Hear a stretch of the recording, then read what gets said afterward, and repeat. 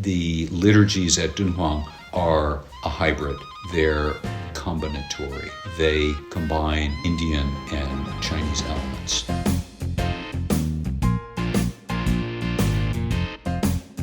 So, Buzzy, it's wonderful to see you here in Khotan. And Imre, it's been fabulous to see you here. Yes. Khotan has been wonderful, and it's been great to see you again. Okay. So, for the viewers, I wanted to ask you about your current research. Can you tell us about that? Oh, I could talk for so long about my current research. To begin. But so stop me. Okay. So I'm finishing a book that has been long in the making because I started it and then got involved in other projects. I'm focusing on Dunhuang materials, specifically liturgical manuscripts mostly from the 9th and 10th century. They're all based on the idea of the transfer of merit, that the basic idea is one gives a gift, one makes a donation to the Buddhist Sangha, and then because that is a good deed, one then bundles up the results of that good deed, known as merit, and gives that merit or bestows that merit on somebody. Normally, in the case of Buddhism all over Asia and the pre-modern world, the primary use of merit was for assisting the deceased, assisting family members in their transit through various stages of the afterlife to achieve a happy rebirth. But merit could also be used to do other things prior to one's rebirth and prior to one's ultimate enlightenment and rebirth in the Pure Land. So what kind of thing? Specifically, yes, one could dedicate merit to curing illness, which after death was something that was very important to people, bothered people, is present everywhere. And so many Buddhist liturgies are directed specifically for this purpose.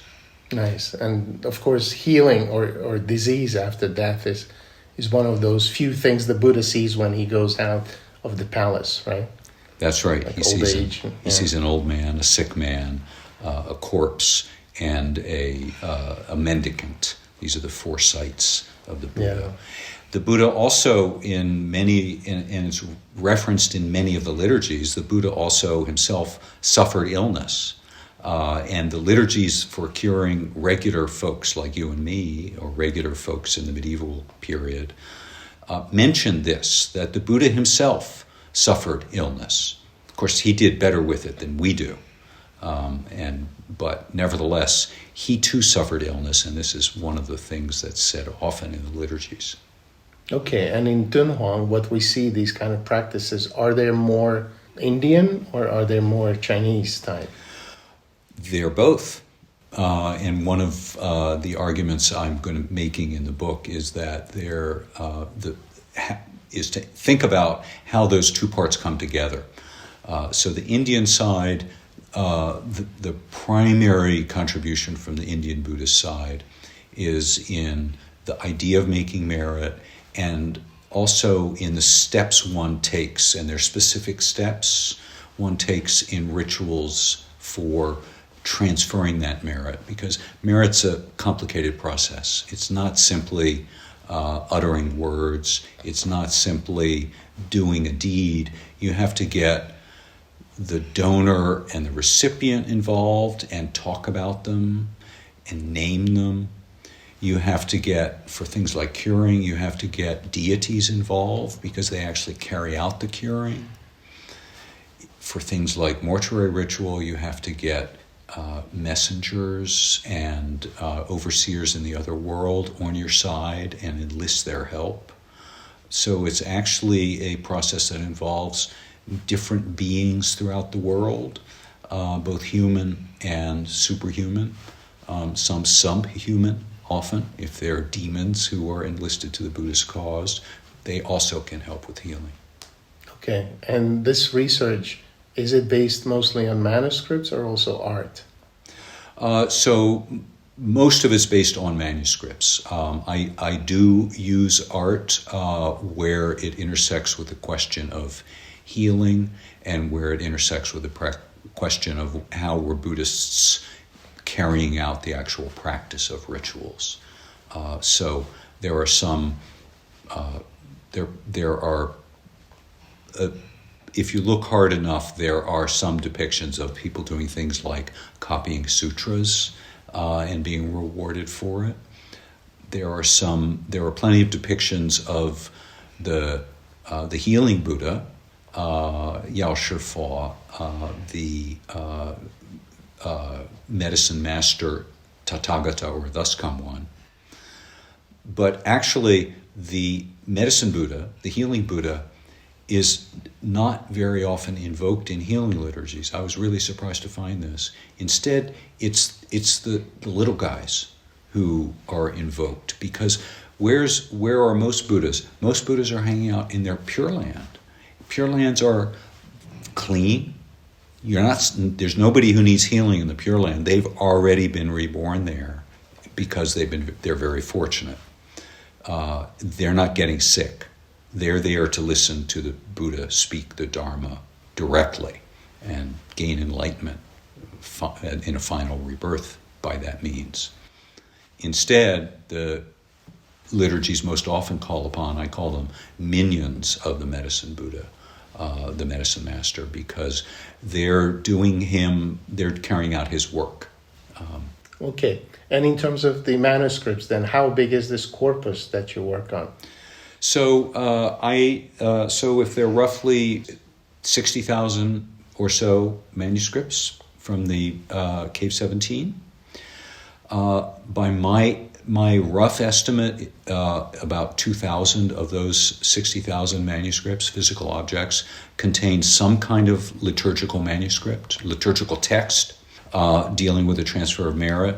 Of those 2,000, about 125 manuscripts contain healing liturgies. Okay. And the word we're talking about in Chinese is huanwen.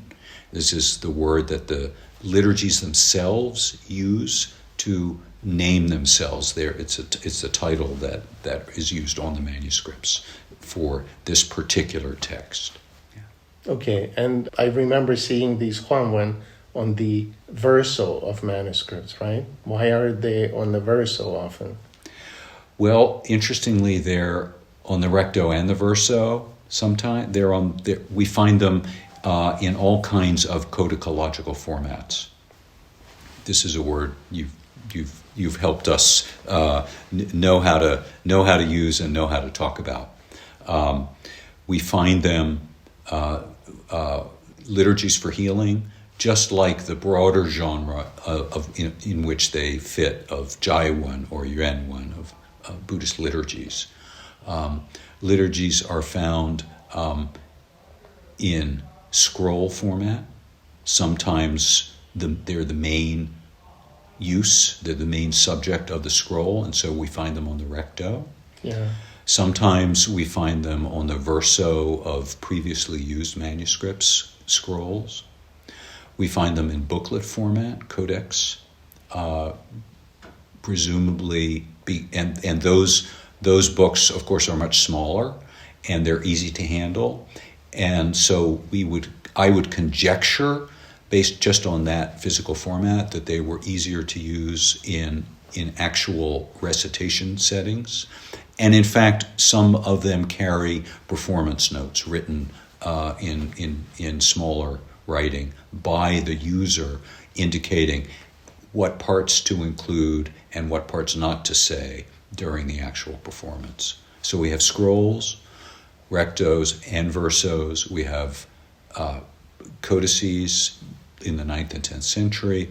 We have single sheets of paper, and I'm particularly interested in these because they show that the liturgies could be written out for a specific occasion on one sheet of paper, and that's it. They've served their purpose.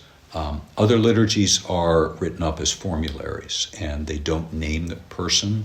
They say such and such a person, Mo Ren, or they state that they are a liturgy for not a named person, but for a category of person. And so the liturgies follow the kinds of social divisions that would have been relevant in medieval Dunhuang society.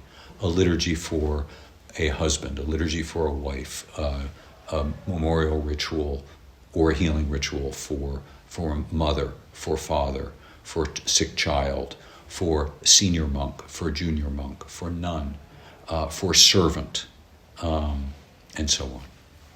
And so does this practice continue into later times? So people continued in the broader sense, yes. The practice continues in later times. People continue to make donations for the purpose of healing, as well as, of course, for better rebirth and happy conditions in the afterlife. The format of the rituals underwent changes. The language of the liturgies, the language of the words said, and the style of writing and style of speaking for liturgies changed over time, but they do continue. And until when? Until now. Wow. Okay. And we have manuscripts through these 1,000 years? Well, there's that's a great question. We have there is, so the history of Buddhist ritual is a really interesting area that is still underway. That is, the study of it is still underway, and so we're still trying to figure that out. We know that there was a liturgical, I don't want to call it a revolution, but there was lots of liturgical reform and ferment in the northern Song. And there are a couple of ritual masters that kind of reformed and rewrote liturgy, and their works were printed. They're canonical to the extent that they were reproduced in printing in their own day, and they became paracanonical, as much of the Buddhist canon. Once the Buddhist canon was printed, it was largely based on the manuscript canon, the Kaiyu and Shijiao Lu in the year 730, with some emendations later. And so later, anything written later is kind of around that canon, but not in the canon, because the canon, I don't want to say it ossified, and so there was plenty of production after the age of the manuscript that was paracanonical, I would say, and is printed, and so we have access to that, and in many ways it's more voluminous. The number and the length of the liturgical materials that survive from beginning in the Song is voluminous, and will repay lots and lots of study. Okay. And so how much of this practice crosses over into other cultures or languages? Because Dunhuang is a complex place, right? In that that's a really interesting question. So if I can move back to a question that I didn't answer. Yeah. Sure. The liturgies at Dunhuang are a hybrid. They're combinatory. They combine Indian and Chinese elements. The Indian elements, I believe, have to do with structure of the ritual, and in some other work I have speculated on an early Indian Buddhist ritual format that has a certain number of stages, 7 stages, that have to be followed in a certain order. I think that's the basis for the structure of many of the Dunhuang liturgies. So the structure of the ritual and the basic idea of merit making is a given. The order in which you perform the steps is set down and is given in the models, and we can trace this from India through China, through Tibet, through Japan, that this ritual model of a 7-stepped ritual continues, and the liturgical materials from Dunhuang are pretty consistent in following the order of those 7 stages, but they do it in Chinese, and they're not translated from an Indic language directly. they're Chinese compositions. And so this is the Chinese part. This is the Chinese contribution. Number one, they're written, composed in Chinese. They're not translated from a pre-existing source. Some ritual texts were translated from Indic languages into Chinese, but not these. And they are known, they're talked about. They're a fairly large part of the practice tradition in the medieval period. They're not well known in modern scholarship, but they were there, and they're substantial. The Chinese contribution is to use, especially use a language, the language of parallel prose, Pianwen, Siliowan, for most sections of the ritual text. This is the high language for much writing in China, and it's certainly the high language for the performance of rituals. So if we look at the pre-existing ritual traditions for funerals, for high state rituals coming out of Confucian-influenced settings, most of those ritual texts that were read aloud are written in parallel prose. Same thing for this body of material. So that's the interesting Chinese side of the contribution. When these texts, when this idea travels to yet other cultures, sometimes new compositions are made. So there are Thai rituals for curing illness, and of course for memorials. They're written in Thai.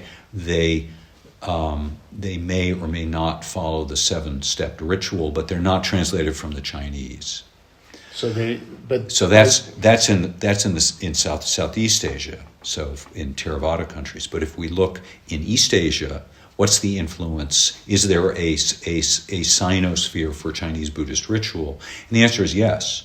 The ritual texts from the ritual texts from Dunhuang that I'm talking about, not all ritual texts from Dunhuang, but this batch, both the healing liturgies and memorial rituals, were transmitted to Korea and Japan, and where they became actually an inspiration for further development.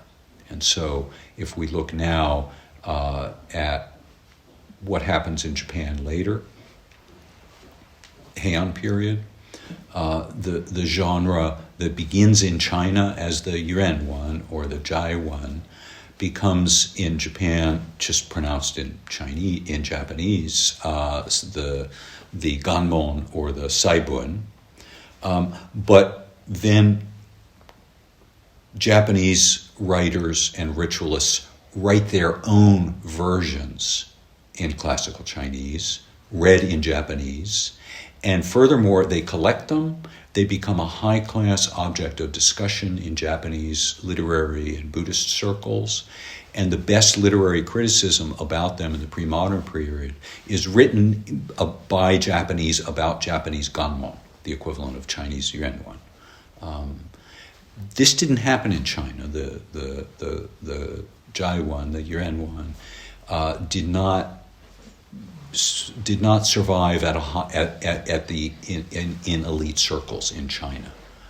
Interestingly, people started using other forms of language, not so much parallel prose, and so.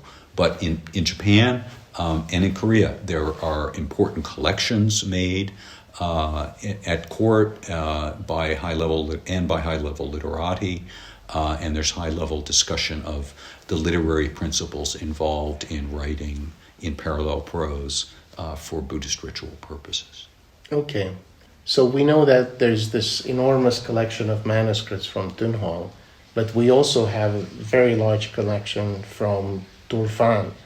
Yeah. Do we see any of these kinds of texts there? We see some. And it's a really interesting question. You know, what was Turfan society like? What were Buddhist establishments like? What was Buddhist practice like on the ground in Turfan? I think we find a few, in short. that are similar, and we find other related texts. So my interest in my particular book project is curing. It's tentatively titled "Curing with Karma," and it looks at the liturgical manuscripts for healing. But they are one type of a broader corpus, or a broader many corpuses of literature that are merit-making literature for ritual, in put to use in ritual purposes. And there are several such genres also at Turfan, and they tend to conform to the models we see at Dunhuang.